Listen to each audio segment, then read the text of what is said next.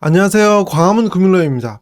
이번 한 주는 우크라이나 사태로 정말 변동성이 큰 한 주였어요. 특히 목요일에는 나스닥 지수가 저점 대비 7%나 급등을 할 정도로 변동성이 컸는데요. 한 주 동안의 미국 주식시장의 주요 지표들에는 어떠한 변화가 있었는지를 확인을 해볼 거고요. 여기에 제가 한 가지 흥미로운 자료를 준비해 봤어요. 올해 들어서 S&P 500 지수가 고점 대비 10% 넘게 많이 빠졌잖아요. 그래서 아마 많은 분들께서 앞으로 어떻게 투자를 해야 할지 이런 고민이 많이 드실 것 같아요. 그래서 과거에 고점 대비 S&P 500 지수가 10% 넘게 빠졌던 이런 사례들에서 일주일 후, 한 달 후, 그리고 1년 후에 주가는 어떻게 움직였는지 이 내용을 확인할 수 있는 자료를 준비를 해봤고요. 그리고 여기서 더 나아가서 제가 그동안에 마음 편한 개미님들께 잃지 않는 투자와 마음이 편한 투자를 하기 위해서는 최대한 오랫동안 S&P 500을 모아가려는 이런 계획을 세우셔야 한다고 자주 말씀드리잖아요. 그래서 과거 데이터를 통해 S&P 500과 나스닥 100에 어느 정도 기간 투자를 해야 하는지 이 내용을 가늠할 수 있는 자료를 준비했습니다. 영상 보시기 전에 좋아요와 구독하기 그리고 알람 설정 부탁드립니다. 지난주에는 러시아가 우크라이나를 침공할 가능성이 높아지는 것에 대해서 이런 우려 때문에 주가가 많이 빠졌고요. 이번 주는 실제로 러시아가 공격을 하면서 주가가 많이 빠지다가 러시아와 우크라이나가 협상에 들어간다는 소식이 전해지면서 주가가 반등을 했어요. S&P 500과 나스닥 100 지수는 각각 이번 주에 0.82%와 1.28% 상승을 했고요. 다우 지수는 보합을 했는데요. 그런데 여기서 한 가지 생각해 볼 것은 나스닥 지수는 하루에도 7% 왔다 갔다 하면서 참 변동성이 크고 주가도 많이 빠졌던 것 같은 이런 불안감이 있었는데 이렇게 일주일 단위로 보니까 1.28%나 상승을 했죠. 이걸 통해서 우리가 생각해 볼 것은 주가를 하루하루의 작은 단위로 보면 변동성이 정말 크고 또 피곤하게 느껴지지만 좀 긴 호흡으로 보면 어느새 올라와 있을 때가 많다. 이걸 이해하셨으면 좋겠고요. 이 내용은 제가 뒤에서 다른 자료와 함께 다시 한번 설명을 드리겠습니다. 그리고 성장주와 가치주의 최근의 상황을 보면 지난주에 만약에 성장주가 조정을 더 많이 받았으면 이번 주에는 성장주가 더 많이 오르거나 아니면 덜 조정을 받고 지난주에 가치주가 덜 하락을 했으면 이번 주에는 덜 오르거나 이번 주에 더 많이 하락하는 이렇게 왔다 갔다 하는 모습을 볼 수가 있어요. 그래서 이런 상황에서 성장주나 가치주 둘 중에 뭐가 더 방어를 잘한다, 더 많이 오른다 이렇게 보기에는 조금 혼란스러운 이런 상황이고요.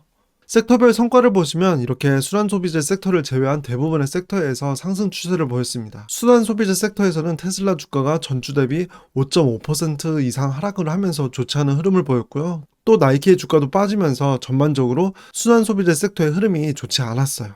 작년까지만 해도 분위기가 일주일 정도 조정을 받아도 그 다음 주부터는 더 많이 오르면서 조금만 기다리면 되니까 투자자분들께서 걱정을 많이 하지는 않으셨던 것 같은데요.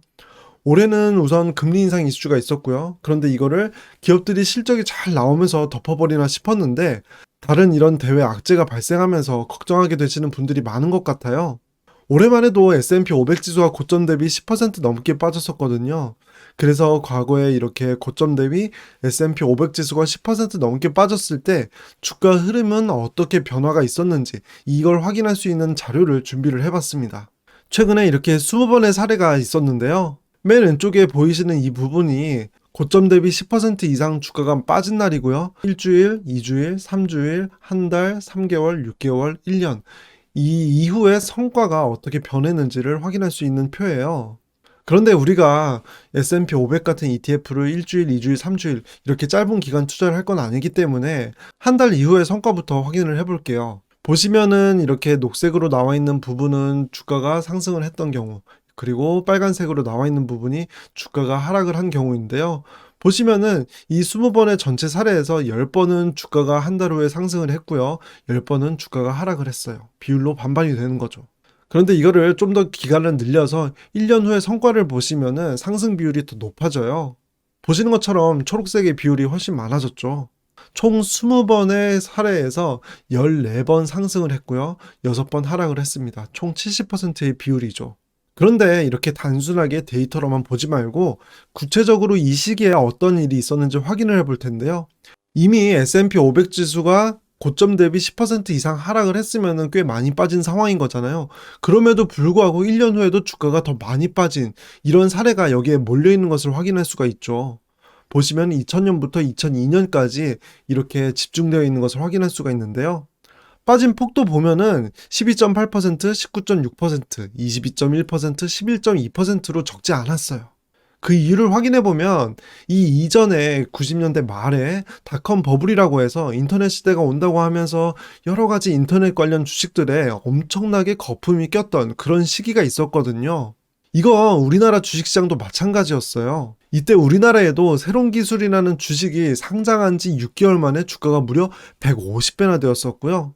지금 이렇게 보시는 표처럼 다른 인터넷 관련 기업들도 몇 개월 만에 주가가 40.6배, 36.3배 이렇게 수십 배가 되는 사례가 굉장히 많았어요. 그만큼 주식시장에 엄청나게 거품이 꼈던 그런 시기이다 이렇게 볼 수 있고요. 이렇게 전 세계적으로 IT 관련 기업들의 거품이 많이 꼈던 시기가 있었고 이 거품이 몇 년 동안 꺼지면서 S&P 500 지수가 이미 10% 이상 하락했음에도 1년 후에도 주가가 이렇게 계속 연이어서 큰 폭으로 조정을 받았다 이렇게 볼 수가 있고요. 그 다음 사례는 2008년에 집중이 되어 있죠. 아마도 마음 편한 개미님들이시라면 아마 잘 아실 거예요.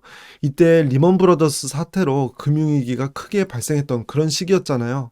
그러니까 정리해서 보면 S&P 500 지수가 이미 많이 빠졌는데도 1년 후에도 더 빠지는 경우는 그 전에 주식시장에 거품이 엄청나게 껴 있었거나 아니면 정말 큰 위기가 발생했을 때 이런 상황이었다 정리해 볼 수가 있겠고요. 그렇다고 이 이후에 아무 일도 없었느냐? 그것도 아니었어요. 2011년에는 유럽발 재정위기 그리고 리비아 내전 사태가 있었고요. 2015년에는 이것도 정말 큰일이었죠. 그리스 디폴트 사태가 있었습니다. 그리고 2016년에는 저도 정말 또렷하게 기억을 하고 있는데요.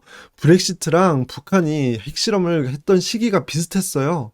그래서 이때도 주가가 하루하루 변동성이 엄청나게 컸고요. 이때도 사람들이 참 걱정을 많이 했습니다. 여기에 최근에 미국과 러시아 상황하고 많이 비교가 되고 있는 게 미중 무역 전쟁인데요. 이 미중 무역 전쟁이 2018년도에 있었고요. 그리고 동시에 중국 경기가 둔화되고 있다. 이런 소식이 전해지면서 전 세계 주식시장이 조금 좋지 않았어요.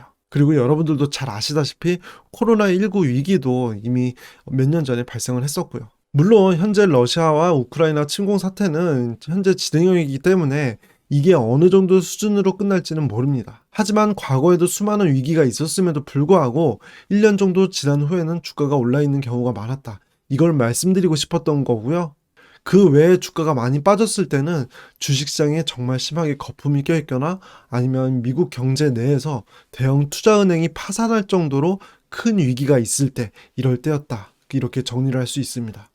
여기에 제가 한 가지 자료를 더 준비해 봤는데요. 이건 S&P 500과 나스닥 100에 투자를 했을 때 보유 기간에 따라서 상승과 하락이 어떠한 비율로 나타냈는지를 정리를 해봤어요. 계산 편의를 위해서 매달 말 종가에 매수를 한다고 가정을 했고요. 이렇게 매수를 해서 1개월, 6개월, 1년 후에 주가 상태가 상승했는지 하락했는지를 이 비율을 나타낸 거예요. 보시면 S&P 500 지수는 1970년 2월 이후의 데이터로 보면 1개월 동안에 보유했을 때의 상승 비율이 상승은 376번 그리고 하락은 246번 발생하면서 상승 비율이 60.45%로 과반 이상을 차지하는 것을 볼 수가 있고요. 그래서 사실 한 달이면 투자해서 별로 길게 투자를 했다고 볼 수 없는데 상승 비율이 더 높았던 것을 우리가 좀 확인을 할 필요가 있습니다. 그리고 이 기간을 6개월로 늘리면은 상승 비율이 확 증가하는 것을 볼 수가 있죠. 70.5%의 상승 비율을 나타내고요.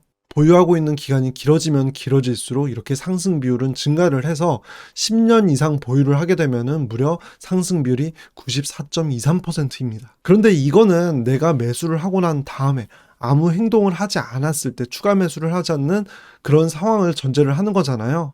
그런데 보통은 내가 주식을 매수를 했는데 이게 마이너스 상태가 되면은 추가 매수를 하는 경우가 많아요. 이렇게 생각하면 내가 보통의 경우에는 10년까지 기다리지 않아도 기다리다 보면 수익 구간으로 들어오게 될 확률이 높다.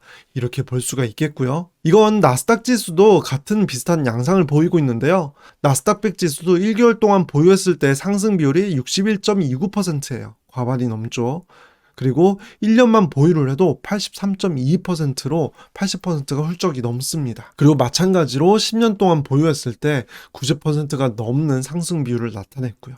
그런데 여기서 S&P 500과 나스닥 100에 한 가지 차이점이 있는데요. 15년 이상 보유를 했을 때 S&P 500은 100%의 상승 비율이었다면 나스닥 100 지수는 한 차례의 사례에서 하락을 했는데요. 이때는 닷컴 버블의 정점에서 매수를 했을 때 원금을 회복하지 못했던 경우였어요. 닷컴 버블이 꺼지면서 70% 넘게 지수가 빠졌던 게 회복하기까지 정말 오랜 시간이 걸렸던 거고요. 반대로 말하면 이런 극단적인 케이스를 제외하면 오랜 기간 동안 보유를 하면 주가는 상승을 한다는 거죠. 그렇기 때문에 주식 투자를 하고 있는데 내가 지금 마음이 너무 불편하다, 이런 생각이 드신다면 투자 목표 기간을 너무 짧게 하고 있는 것은 아닌지 생각해 보셨으면 좋겠고요. 저랑 늘 약속하셨던 것처럼 최대한 오랫동안 투자를 하려는 목표로 마음이 편한 투자를 하실 수 있으면 좋겠습니다. 제가 준비한 내용은 여기까지이고요. 저는 제 영상이 마음 편한 개미님들께 행운을 가져다 드릴 수 있길 바랍니다. 영상 끝까지 시청해 주셔서 감사합니다.